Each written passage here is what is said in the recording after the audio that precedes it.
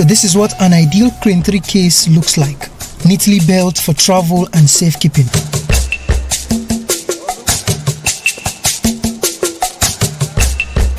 And here are the contents.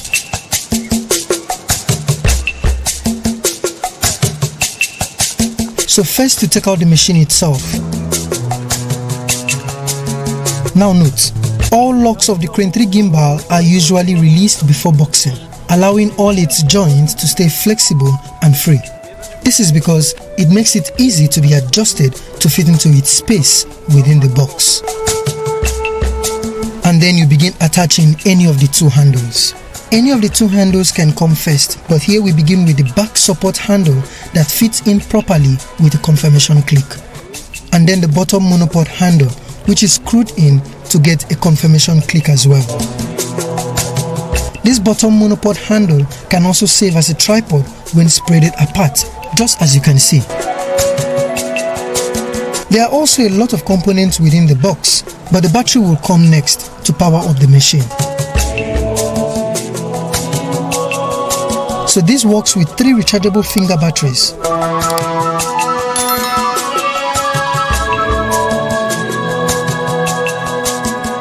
They are fitted just as you would fit in batteries into your TV remote control.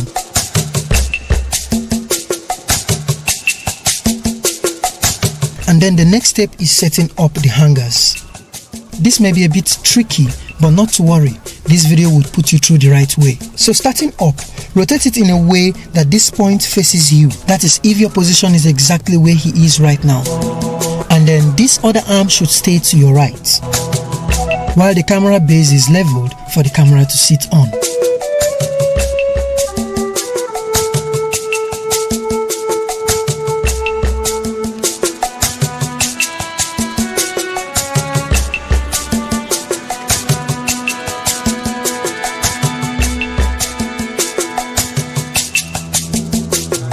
Again, you may also need to release this lock right here to allow you extend the base in situations where the camera needs more space. And finally, remember to lock up all the joints. But just in case the gimbal was actually locked up before boxing, which is actually wrong, so what you do is remember to lose this, and the other right behind this point.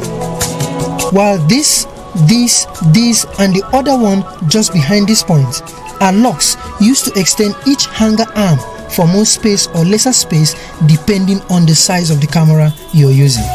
Then you would attach this hot shoe plate to the camera by screwing it right under the camera, and then carefully sliding the hot shoe plate on the camera when the camera is seated.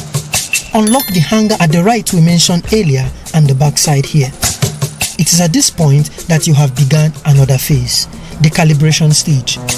Now, you will have to shift the camera on the gimbal base to the right and left, severally, patiently, and calculatively over and over again till you get the balance spot, where the camera is not tilted to one side or turning to one side even with shakes on the camera.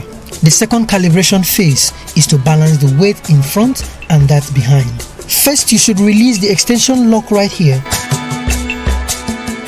So, for the next few seconds, this camera swing will continue with simple forward and backward shift until again we get the right balance spot. Currently, the camera is still turning unnecessarily. This is because there is too much weight either to the front or the back side of the camera. So he will continue slightly shifting the camera back and forth, and then applying these swing shakes till the camera doesn't turn off direction anymore. And that will automatically complete the calibration process with the achievement of a balanced front, back, right and left side of the camera on the gimbal. I hope this video is helpful. Give us a like so the video spreads to more people, and ensure to subscribe to this channel for more filmmaking ideas and filmmaking skills.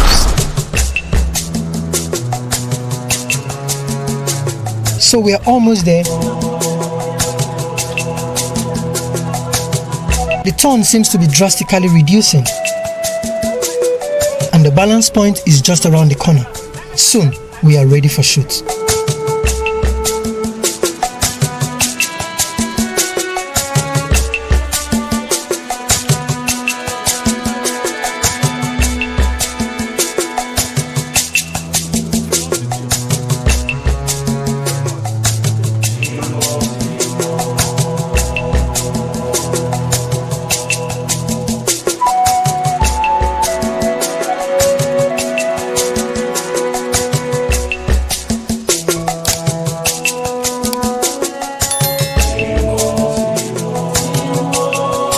If you also want to learn about Steadicam operation and how you set up the Steadicam equipment, then click this next video and learn things for yourself. See you there.